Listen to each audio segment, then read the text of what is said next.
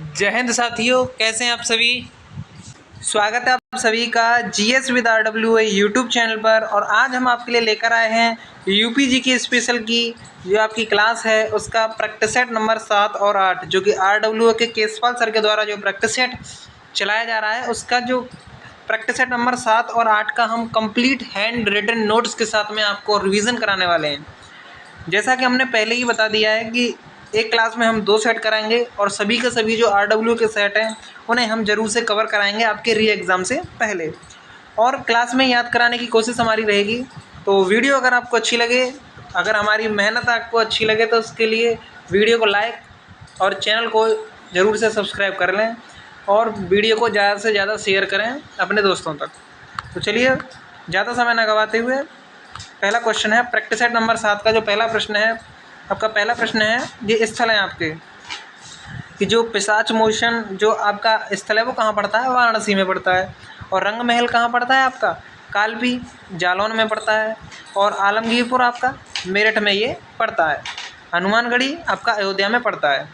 यानी कि जो स्थल है ये पिशाच मोचन का वाराणसी में है, हनुमानगढ़ी अयोध्या में पड़ता है। यहाँ आपके दूसरी तरफ आपके मेले दिए गए हैं। जो आपका बेरिया घाट मेला है वो हरदोई कहाँ पड़ता है, हरदोई में पड़ता है। और फर्रुखाबाद में क्या पड़ता है, सरंगी रामपुर मेला कहाँ लगता है, फर्रुखाबाद में। रामनगरिया मेला कहाँ लगता है, फर्रुखाबाद में।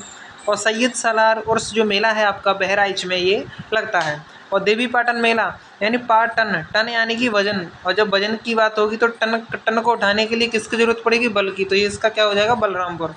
अगला प्रश्न है, प्रश्न नंबर 2 है कि जो पहली ग्लव्स पपेट है वो कौन है, वो है आपका ग्लावो सितावो। अगला प्रश्न है, जो आपका अखिल भारतीय व्यास महोत्सव है उसका आयोजन संस्कृत संस्थान के द्वारा किया जाता है। इसकी जो स्थापना है वो 31 दिसंबर 1976 को की गई थी। इससे संबंधित 3 और आपकी अकेडमी है। ललित कला अकादमी 1962 में इसकी स्थापना हुई, संगीत नाटक अकादमी 1963 में स्थापना, और जैन विद्या शोध संस्थान की स्थापना 1991 में हुई। तीनों के तीनों का जो हेडक्वार्टर है, इनका जो ऑफिस है वो कहाँ देखने को मिलता है, लखनऊ में देखने को मिलता है। अगला प्रश्न है कि जो वर्तमान डीजीपी कौन है 2024 में, तो वो है आपके प्रशांत कुमार। प्रथम डीजीपी कौन थे, नरेश कुमार थे। वर्तमान कौन है, प्रशांत कुमार है। और पहली महिला आईपीएस कौन है, कंचन चौधरी भट्टाचार्य देखने को मिलती है। और पहली महिला पुलिस कमिश्नर कौन देखने को मिलती हैं, तो लक्ष्मी सिंह देखने को मिलती हैं। अगला प्रश्न है कि जो 2024 में South Asia travel and tourism exchange, इसकी शुरुआत कहाँ से की गई है, तो ये आपका ग्रेटर नोएडा से की गई है। वीवी गिरी जो आपका राष्ट्रीय श्रम संस्थान है वो नोएडा में देखने को मिलता है। National institute of cancer prevention and research centre ये कहाँ है, नोएडा में है। और आपका अगला जो प्रश्न है इससे संबंधित सबसे कम लिंगानुपात कहाँ का देखने को मिलता है, तो वह आपका गौतम बुद्ध नगर का सबसे कम लिंगानुपात देखने को मिलता है। और सबसे ज़्यादा साक्षरता वाला जनपद कौन है, तो वह है आपका गौतम बुद्ध नगर ही देखने को मिलता है। अगला प्रश्न है, जो 2024 का बजट आया है उत्तर प्रदेश सरकार का, उसमें गौतम बुद्ध नगर में एक अंतर्राष्ट्रीय हवाई अड्डा बनने जा रहा है, तो उसमें कितने करोड़ की धनराशि आवंटित की गई है, तो वो आपका 1150 करोड़ रुपए की धनराशि आवंटित की गई है। 2024 में उत्तर प्रदेश का बजट कितना है, तो वह आपका 7,36,437.71 करोड़। और राजकोषीय घाटा कितना है यूपी का, तो वह आपका 86,530.51 करोड़ देखने को मिलता है। अगला प्रश्न है कि जो उत्तर प्रदेश का जो बुंदेलखंड क्षेत्र है उसमें कितने ज़िले लगते हैं, तो इसमें 7 ज़िले लगते हैं, जिसमें आपका ललितपुर है, जालौन है, हमीरपुर है, महोबा है, झांसी है, बांदा है, चित्रकूट है। और झांसी को क्या कहा जाता है, बुंदेलखंड का प्रवेश द्वार इसे कहा जाता है। अगला प्रश्न आता है आपका, अगला जो आपके पॉइंट बनते हैं वो है आपका कि सबसे कम जनसंख्या किसकी है, तो महोबा की सबसे कम जनसंख्या है। और पान की नगरी के नाम से किसे जाना जाता है, तो महोबा को पान की नगरी के नाम से जाना जाता है। अगला प्रश्न है, प्रश्न नंबर 8 है, और इसमें काली मिट्टी के बर्तन तो निजामाबाद के प्रसिद्ध हैं। चीनी मिट्टी के बर्तन खुर्जा बुलंदशहर। आपका पीतल की जो शिल्पकृति हैं वो मुरादाबाद में देखने को मिलती हैं। और शीशा की शिल्पकृति आपका फिरोज़ाबाद में देखने को मिलती हैं। अगला प्रश्न है कि यूपी का जो हमारा अपना उत्तर प्रदेश है उसका क्या इतिहास है, कैसे कैसे इसका नाम रखा गया और अंत में इसका नाम उत्तर प्रदेश कैसे पड़ा, तो ये आपका प्रश्न है। और इसका इसका जो स्टार्टिंग है वो 1836 से हुई थी। 1836 में इसका जो नाम है उत्तर पश्चिम प्रांत रखा गया, उत्तर पश्चिमी प्रांत इसका नाम 1836 में रखा गया। उसके बाद 1877 में उत्तर पश्चिमी प्रांत आगरा व अवध इसका नाम किया गया। 1902 में इसका नाम बदलकर संयुक्त प्रांत आगरा अवध किया गया और 1937 में संयुक्त प्रांत इसका नाम रखा गया था।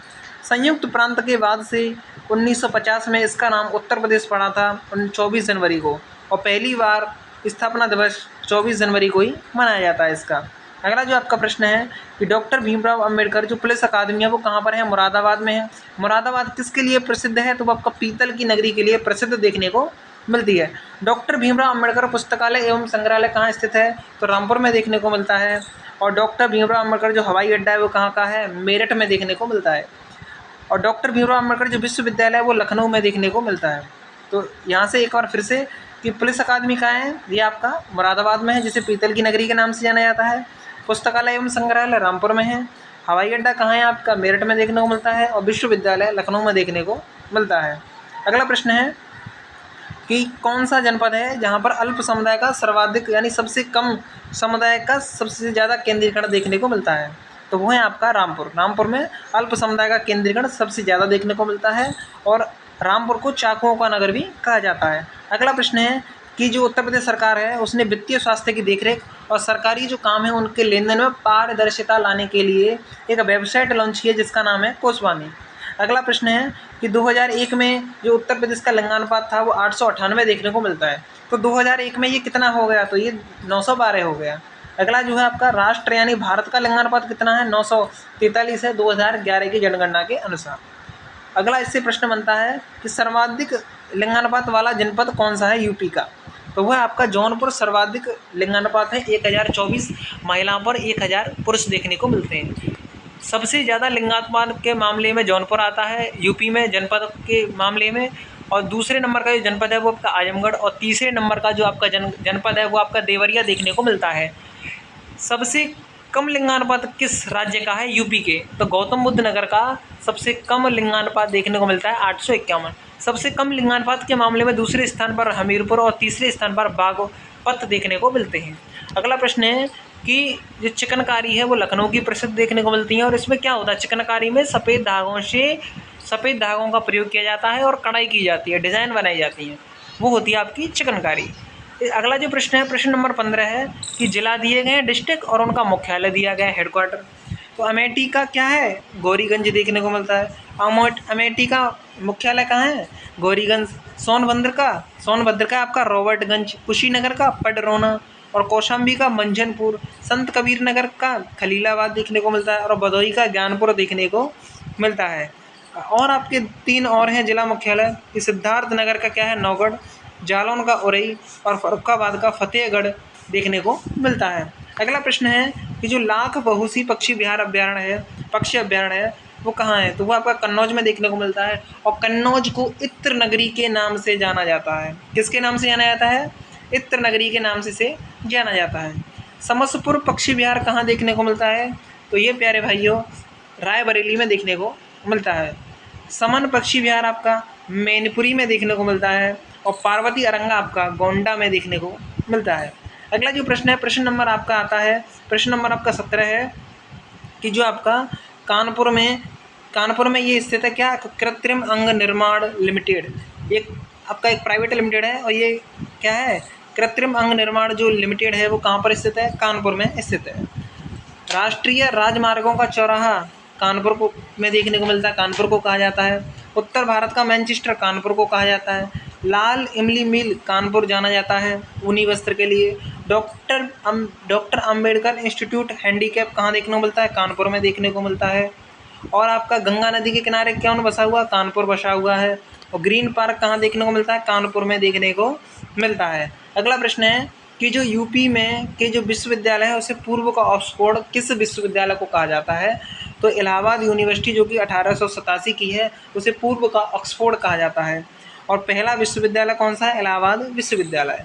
यानी कि जो उत्तर प्रदेश का पहली यूनिवर्सिटी है वो कौन सी है? इलाहाबाद यूनिवर्सिटी, इलाहाबाद विश्वविद्यालय। तो यहाँ पर आपके जो आपका प्रैक्टिस सेट नंबर 7 था वो यहाँ पर कंप्लीट होता है। हमने बताया कि एक क्लास में हम 2 सेट कराने वाले हैं, तो 7वां जो आपका प्रैक्टिस सेट है वो कंप्लीट होता है। 8वें प्रैक्टिस सेट की हम शुरुआत किए देते हैं। तो इसका जो 8वां प्रैक्टिस सेट है वो है आपका वावनी इगली। ये ऐतिहासिक स्थल है और किस राज्य में स्थित है? फतेहपुर में स्थित देखने को मिलता है। गंगा और यमुना नदी के किनारे पर ये बसा हुआ है।